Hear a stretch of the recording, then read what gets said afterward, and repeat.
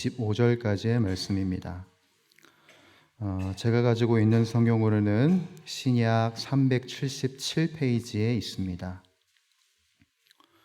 베드로전서 1장 13절부터 25절까지의 말씀을 제가 한 절 그리고 여러분들이 한 절 교독하도록 하겠습니다. 그러므로 너희 마음에 허리를 동이고 근신하여 예수 그리스도께서 나타나실 때에 너희에게 가져다 주실 은혜를 온전히 바랄지어다.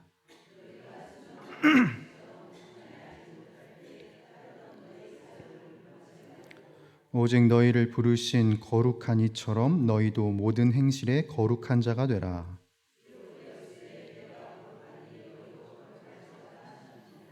외모로 보시지 않고 각 사람의 행위대로 심판하시는 이를 너희가 아버지라 부른즉 너희가 나그네로 있을 때를 두려움으로 지내라.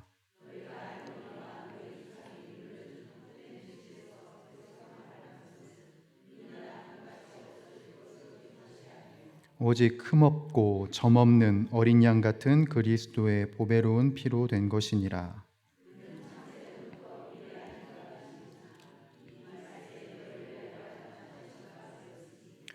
너희는 그를 죽은 자 가운데서 살리시고 영광을 주신 하나님을 그리스도로 말미암아 믿는 자니 너희 믿음과 소망이 하나님께 있게 하셨느니라.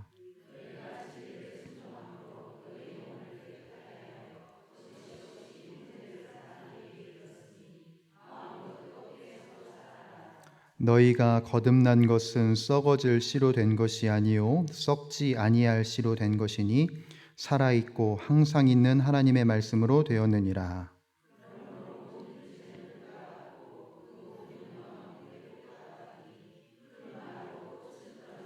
함께 읽겠습니다. 오직 주의 말씀은 세세토록 있도다 하였으니 너희에게 전한 복음이 곧 이 말씀이니라. 아멘. 기도하겠습니다. 하나님 아버지, 한 주의 딱 중간인 이 수요일에 우리가 하나님을 깊이 생각하기를 원하므로 주님의 은혜가 우리들에게 계속해서 충만하기를 원하므로 모였습니다. 바라옵건대 기대하고 갈망하는 주의 지체들에게 성령의 충만함을 허락하여 주시옵고 오늘도 우리들의 인생 가운데 운행하시고 역사하시고 일하시는 주님을 깊이 만나는 밤이 되게 하여 주시옵소서. 나의 상황, 나의 환경은 초라하기 그지없사오나 그럼에도 불구하고 약한 나로 강하게 하시는 주님을 깊이 알게 하여 주시옵고 하나님과 연합하는 귀한 밤이 될 수 있도록 주님 이 시간 우리들과 동행하여 주시옵소서. 감사와 찬양을 주님께 올려드리오며 주 예수 그리스도의 이름으로 간절히 기도드립니다. 아멘. 이 시간 우리 앞뒤 좌우에 있는 우리 형제 자매님들께 이렇게 인사하실까요? 어서 오십시오, 예배자요. 이 시간 한 번 더 이렇게 인사하겠습니다. 하나님이 당신과 함께 하십니다. 이 시간 우리들의 모임 가운데 하나님이 함께 하시는 줄 믿습니다. 주님께서 예비하신 그 은혜와 은총을 다 누리는 이 밤이 되기를 소원하고요. 그리고 주님의 은혜로 인하여서 강건케 되는 이 저녁이 되기를 간절히 소원합니다. 우리나라 속담에 이런 말이 있습니다. 호랑이에게 물려가도 정신만 차리면 산다는 말이 있습니다. 상황이 혹독하고 암담할지라도 정신만 똑똑히 차리면 위기에서 벗어날 수 있다는 말입니다. 사실 우리의 인생을 지금 한 20년, 30년, 40년 더 이상 이제 사신 우리 주의 권속들이 여기 앉아 계신데 다 아시겠지만 우리들의 인생은 녹록지가 않습니다. 늘 위기와 어려움 속에 있고 꼭 호랑이가 무는 것처럼 그런 아픔과 슬픔들이 우리들에게 있지요. 사실 전 세계 국민들이 이 모든 것을 다 경험하기도 했습니다. 코로나죠. 누가 예상이나 했겠습니까? 이게 3년 동안이나 우리들의 발목을 잡을 줄, 그렇죠? 신앙생활 하는 것도 삶을 사는 것도 굉장히 어렵게 했던 그 코로나가 이렇게 오래 갈 줄 누가 알았겠습니까? 그리고 그 코로나 때문에 우리 교회가 욕먹을지는 또 누가 알았겠습니까? 정말 아무도 알 수 없는 그 사건과 그 일들이 우리들에게 펼쳐졌었지요. 베드로 사도가 베드로 전서를 작성한 상황도 꼭 그렇습니다. 그리스도인들이 정말 예상치 못한 어려움에 봉착을 했거든요. 그 어려움은 무엇이었냐면 네로 황제에 의해서 거짓 고발을 당한 것입니다. 로마 대화재로 인하여서 인기가 떨어져가는 그 자신의 그 상황을 좀 반전시키고자 그리스도인들이 그 불을 질렀다라고 거짓 고발하게 되면서 그리스도인들은 그때서부터 타겟이 됩니다. 어려움과 괴로움과 그리고 분노한 민중들의 분풀이거리로 그리스도인들이 타겟이 되었지요. 그래서 그리스도인들은 어떻게 되냐? 로마뿐만 아니라 이방인 세계에서 오해를 받고 고난을 당합니다. 이 오해와 고난은 우리들이 생각하는 것보다 더 극심합니다. 왜냐하면 생명과 큰 연관이 되어 있기 때문에 그래요. 생계를 이어갈 수 없는 상황이 됩니다. 너는 그리스도인이지 넌 여기서 일할 수 없어. 생계를 이어갈 수 없습니다. 그리고 또한 로마 군사들에게 끌려가 죽임을 당할 수도 있었던 상황이 바로 베드로 전서가 작성될 상황입니다. 여러분, 먹고 사는 문제가 내 눈앞에 봉착하게 된다면, 그리고 죽느냐 사느냐의 문제가 우리 눈앞에 봉착하게 된다면 사람들은 어떻게 변하기 쉽냐면 생존에만 초점이 맞춰지게 됩니다. 그러다 보니까 내가 살아남기 위해서, 우리 가족이 살아남기 위해서 이게 의로운 행동이든지 불법이든지 상관없어요. 무조건 살아남기만 하면 되니까. 그래서 신앙은 뒷전이 되어버리고 맙니다. 그러한 상황이 팽배해져 있을 때, 그러한 신앙이 뒷전이 되어가는 시대에 베드로 사도가 펜을 듭니다. 펜을 들어서 서신을 작성합니다. 그 서신서가 바로 이 베드로 전서라고 이야기할 수 있습니다. 그러니 어려운 상황 속에서 우리가 어떤 태도를 취해야 하느냐, 괴로운 때에 우리들은 어떤 신앙을 가져야 하느냐, 이것을 볼 수 있는 성경이 바로 우리가 보고 있는 베드로 전서이기도 하다는 겁니다. 오늘 본문의 서두에는 이런 구절이 있습니다. 13절 보시게 되면 이렇게 기록이 되어 있는데요. 그러므로 너희 마음에 허리를 동이고 근신하여 라고 되어 있습니다. 이 본문을 세번역 성경으로 보게 되면은 우리가 굉장히 이해하기 쉽게 기록이 되어 있는데요. 어떻게 기록이 되어 있냐면 그러므로 마음을 단단히 먹고 정신을 차리십시오 라고 되어 있습니다. 이 13절의 구절이 어떻게 되어 있다고요? 마음을 단단히 먹고 정신을 차리십시오 라고 되어 있다는 겁니다. 베드로 사도가 괴롭고 어려운 상황 속에서 권면한 내용은 무엇이냐면 마음을 단단히 먹으라는 겁니다. 그리고 정신을 차리라는 거예요. 각박한 세상 속에서 마귀가 오는 사자와 같이 우리를 무너뜨리려고 노리는 그 상황 속에서 신앙인이 취해야 할 태도는 뭐냐면 마음을 단단히 먹는 것이고 정신을 차리는 겁니다. 이것이 바로 신앙인의 태도가 되어야 하는 것이지요. 그러면 우리가 어떤 마음을 먹고 어떻게 정신을 차려야 하냐, 그것을 우리가 더 깊이 이 말씀을 통해서 살펴보고자 하는데요. 오늘 본문 15절에는 이런 구절이 있습니다. 우리 15절 함께 읽어볼까요? 시작. 너희를 부르신 이 거룩한 이처럼 너희도 모든 행실에 거룩한 자가 되라. 아멘. 첫 번째, 베드로 사도가 지금 이 혹독하고 험난한 시대를 살아가고 있는 신앙인들에게 무엇을 요구하냐면 거룩한 자가 되라고 거룩한 자가 되라고 이야기합니다. 여러분, 거룩한 사람을 논하기에 앞서서 우리들은 거룩을 어떻게 이해하고 있습니까? 여러분들이 거룩이라는 단어를 딱 들었을 때 생각나시는 그 이미지는 무엇인가요? 아마 대다수의 분들은 얌전함 아니면 점잖음 이렇게 생각을 하실 수 있겠지만 그것이 아닙니다. 거룩은 히브리어로 카다시로 되어 있고요. 헬라어로는 하기오스로 되어 있습니다. 이 단어에는 거룩이라는 뜻도 있지만 또 다른 의미가 있는데 여러분 이 의미는 좀 기억을 해주셨으면 좋겠어요. 어떤 의미냐면 특별한 목적을 위해 구별해 놓음이라는 의미를 갖고 있습니다. 특별한 목적을 위해 구별해 놓음. 즉, 이 뜻을 보았을 때 오늘 본문에서 말하는 거룩한 자라는 사람은 어떤 사람이냐면 특별한 목적을 위해 구별된 자 혹은 특별한 목적을 위해 구별하는 자라고 말할 수 있겠습니다. 자, 그러면 여기서 말하는 특별한 목적이란 무엇이냐? 성경에서 말하는 이 특별한 목적은 무엇을 이야기하느냐?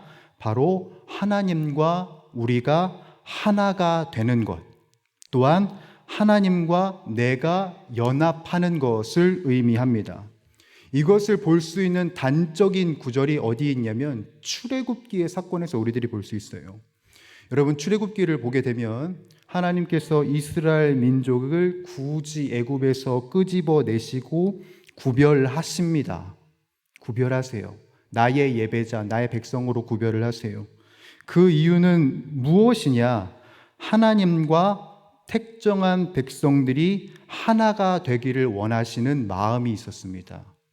그래서 여러분 모세 오경을 보게 되면은 속된 것 그리고 정한 것을 구별하는 법이 있습니다.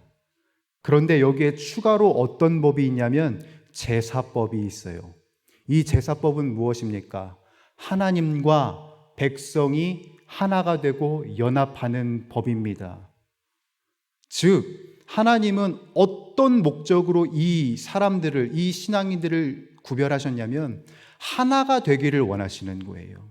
하나님께서 연합하기를 원하시는 마음이 있었다는 것입니다. 그러므로 우리 신앙에 있어서 거룩의 목적은 사실 속된 것과 정한 것을 철저하게 나누는 것에 있는 게 아닙니다. 이것은 종교적인 것에 불과할 뿐이고요. 더 깊은 의미가 있습니다. 왜 우리들은 구별해야 하냐?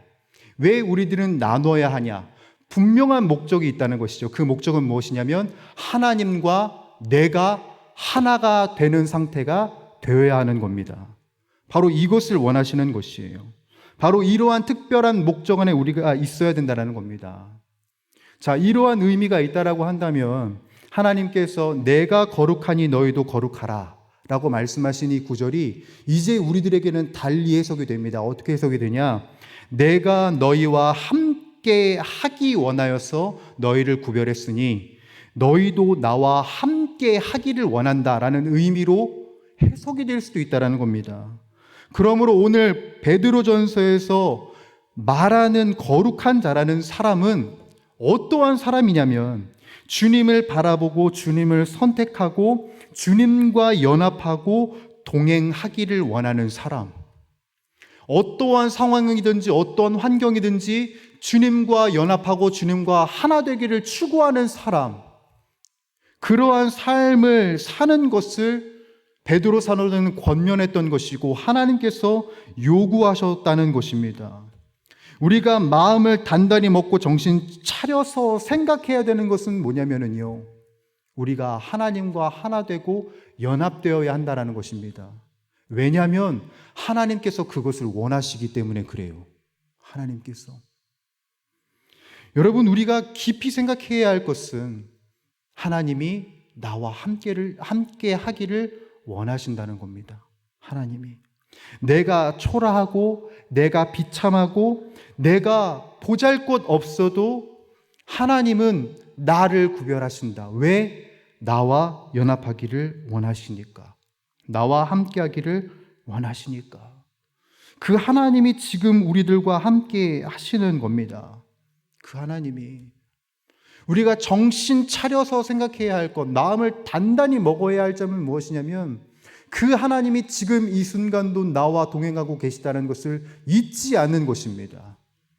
지금 이 상황, 이 힘겨운 상황은 나 혼자 걸어가는 것이 아니라 바로 거룩하신 하나님께서 걸어가고 계시다는 것을 우리들이 잊어서는 안 된다는 것이지요. 나를 외모로 보지 않으시고 거룩한 만남을 계속해서 주장하시는 그 주님, 그 주님이 여전히 나와 함께하고 계시다는 것을 우리 성도들은 잊어서는 안 된다는 것입니다. 베드로가 이것을 원하는 거예요. 잊지 마시오 성도들이요, 거룩한 자가 되십시오. 하나님이 당신들을 원하시니 당신들도 끝까지 하나님을 갈망하는 삶을 사십시오. 주님이 그것을 원하시니 그 삶을 살아내는 저와 여러분들이 되기를 간절히 소원합니다. 하나님과 베드로가 또한 우리들에게 강조하는 것은 무엇이냐면 우리가 진리에 순종한 삶을 살아가기를 원하였습니다. 오늘 본문 22절 23절을 함께 읽어보겠는데요. 함께 읽어보겠습니다. 시작. 너희가 진리를 순종함으로 너희 영혼을 깨끗하게 하여 거짓이 없이 형제를 사랑하기에 이르렀으니 마음으로 뜨겁게 서로 사랑하라. 너희가 거듭난 것은 썩어질 씨로 된 것이 아니요 썩지 아니할 씨로 된 것이니 살아있고 항상 있는 하나님의 말씀으로 되었느니라. 아멘. 하나님께서 그리고 베드로 사도가 신앙인들에게 권면한 것은 진리에 순종하는 삶을 권면합니다. 여기에서 진리에 순종하는 삶이란 무엇이냐면 서로 사랑하는 삶입니다. 서로 사랑하는 삶. 우리의 모습이 서로 거짓 없이 사랑하는 데에 이르고 뜨겁게 사랑하는 것을 강조한 겁니다. 왜 서로 사랑하는 것을 강조했냐? 그것이 주님의 살아계심과 주님의 능력 있으심을 증거하는 강력한 무기이기 때문이고, 그리고 또 하나 사랑할 때 우리가 살아갈 수 있기 때문에 그렇습니다.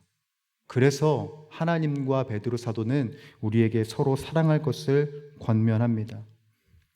사람이 살면서 생존에 대한 문제가 닥칠 때 냉정해지고 냉혹해집니다.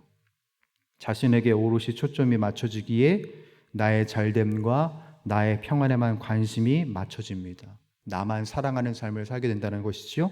그런데 그렇게 나만 사랑하는 삶을 사는 사람은 결코 만족함이 없고 평안이 없음을 보게 됩니다.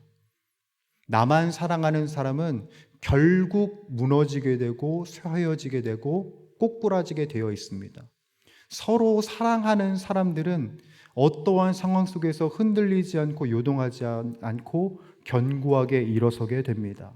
그래서 하나님은 말씀하시죠. 서로 사랑하라.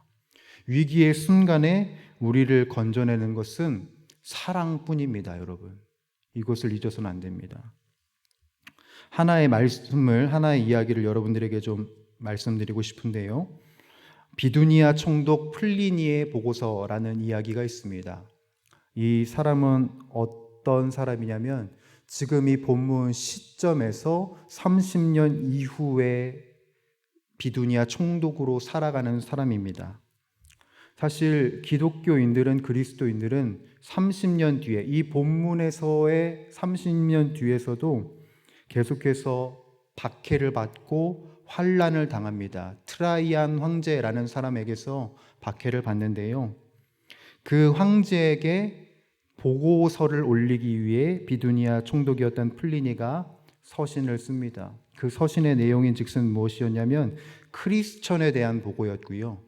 그 보고의 내용은 자기 부하들을 크리스천 공동체에 잠입시켜요. 위장 잠입시켰다는 것이지요. 그래서 그들과 함께 생활하고 그들과 함께 먹음으로써 이제 듣게 되고 알게 된 사실들을 황제에게 보고한 겁니다. 자, 그 플리니가 황제에게 보고서를 쓰면서 말미에 썼던 글이 이런 내용입니다. 여러분 한번 잘 들어보십시오. 트라이안 황제여, 그들은 서로 사랑합니다. 그들은 황제를 위해서 기도하며 자신들을 핍박하는 사람들을 위해서도 기도하는 사람입니다. 그들은 실로 이상한 사람들이지만 그러나 한 가지 분명한 것은 그들은 서로 사랑하고 있다는 것입니다. 라는 말로 그 보고서를 마치게 됩니다. 여러분, 그때 당시의 성도들은 자신의 신앙을 지키기 위해서 지하 카타콤에서 예배를 드렸는데요. 카타콤은 어디입니까? 공동묘지입니다. 그 묘지 속에서 죽음과 시체가 있는 그 속에서 예배를 드렸는데, 그 카타콤의 벽에 글귀에 이런 글이 있다라고 합니다. 우리는 서로 사랑하기 때문에 우리는 이곳에서도 천국을 경험한다 라고 적혀져 있다고 합니다. 다시 한번 말씀드릴게요. 우리는 서로 사랑하기 때문에 우리는 이곳에서도 천국을 경험한다. 괴롭고 힘겨운 때였습니다. 그리고 어렵고 죽음이 눈앞에 있는 때였습니다. 예배를 드리고 있던 그 장소는 시체가 있는 장소였고 죽음이 도사리고 있는 장소였습니다. 그럼에도 불구하고 그 신앙인들은 그 괴롭고 힘겨운 상황 속에서 무엇을 누렸냐면 천국을 누렸습니다. 어떻게 해요?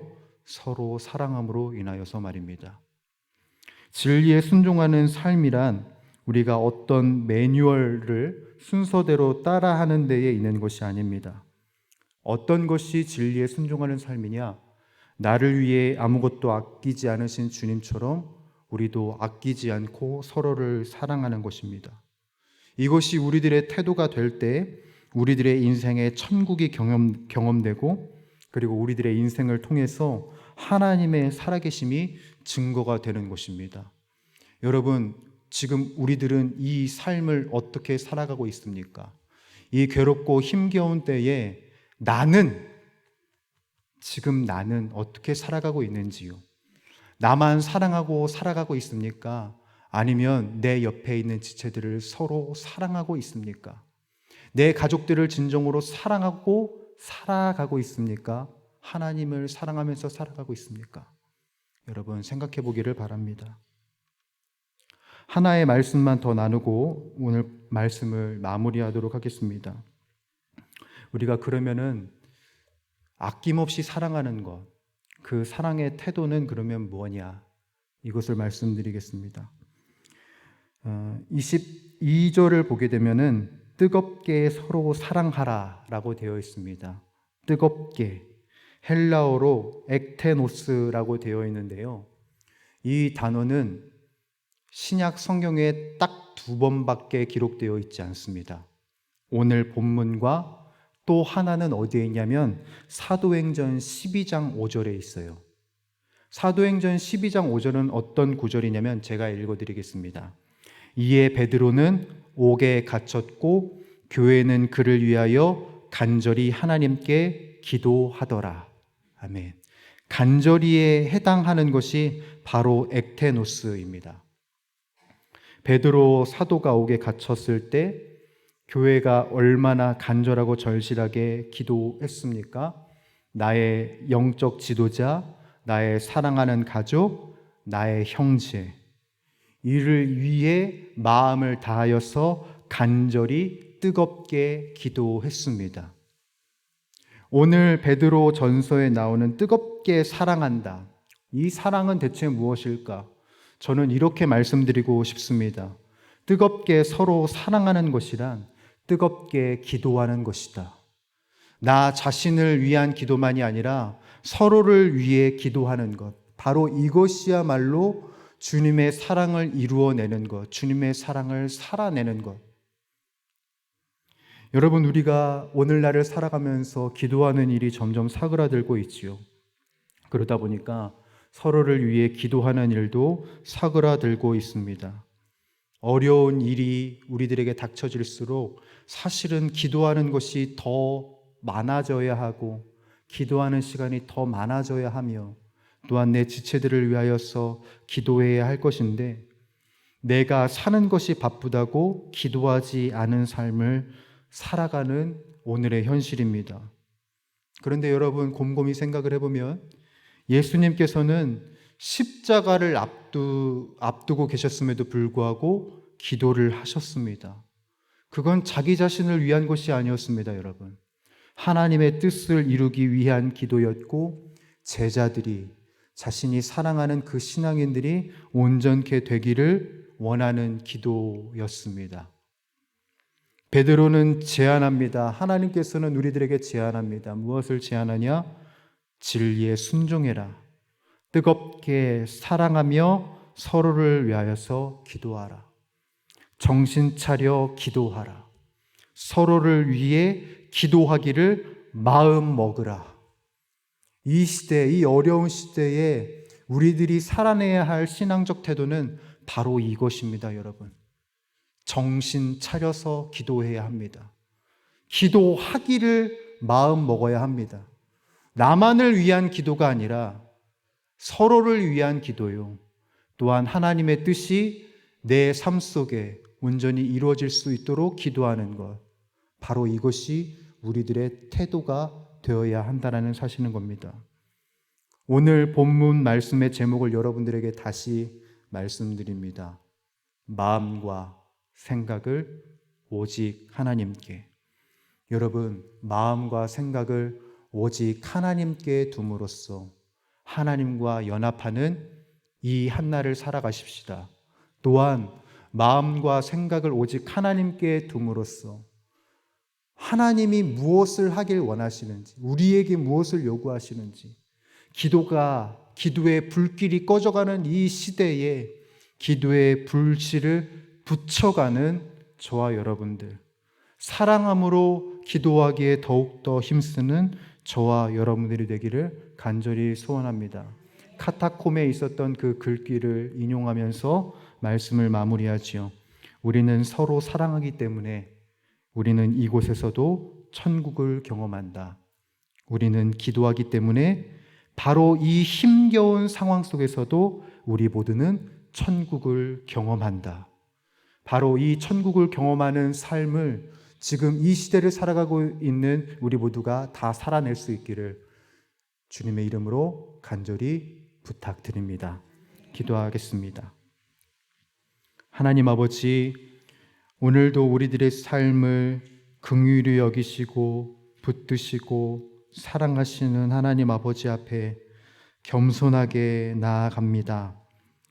우리들과 하나 되기를 원하시는 주님, 우리와 연합하기를 원하시는 주님, 그 주님의 간절한 부르심은 늘 우리들에게 있었음에도 불구하고 주여, 우리들은 살아가는 것에 바빠, 또한 생존하는 것에 바빠서 주님을 온전히 집중하지 못했던 인생이었음을 주여 고백합니다.